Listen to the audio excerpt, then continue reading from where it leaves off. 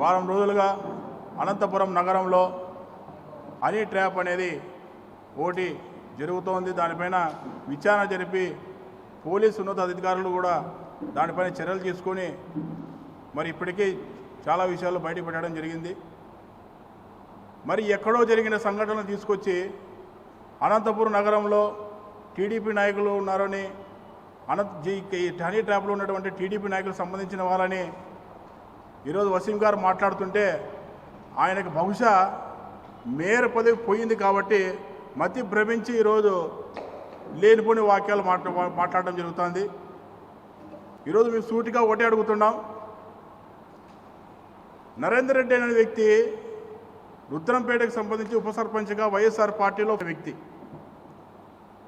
మరి వెంకట్రామరెడ్డి ఆయన నాయకత్వాన్ని నచ్చక, ఆయన పరిపాలన నచ్చక వైఎస్ఆర్ పార్టీలోనే చాలా గ్రూపులు కట్టి ఆయన నాయకత్వం నచ్చక చాలామంది దూరం అయ్యారు. అందులో ఒకడు నరేందర్ రెడ్డి. మరి నరేందర్ రెడ్డి టెంకాయలు కొట్టినాడు, పార్టీకి వ్యతిరేకంగా మాట్లాడినాడు, పార్టీకి దూరంగా ఉన్నాడని చెప్పి అన్నప్పుడు మీరు ఎందుకు అతన్ని సస్పెండ్ చేయలేకపోయినారు? నరేందర్ రెడ్డి టీడీపీ వ్యక్తి అని చెప్పేసి అంటున్నారు.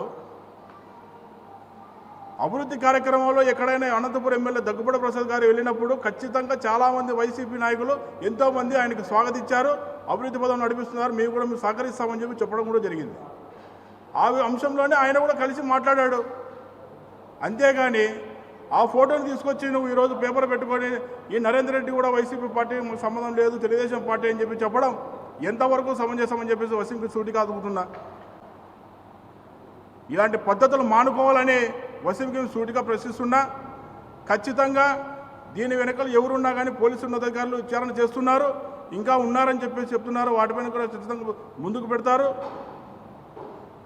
మేము కూడా ఖచ్చితంగా పోలీసు అధికారులకు విజ్ఞప్తి చేస్తున్నాం.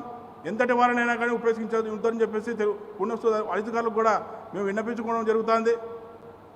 ఇప్పటికైనా కానీ వసీం నీ నోటికి వచ్చిన వాటలు మాట్లాడితే తెలుగుదేశం పార్టీ కార్యకర్తలుగా మీ ఎవరో చూస్తూ ఊరుకునే ప్రసక్తి లేదు.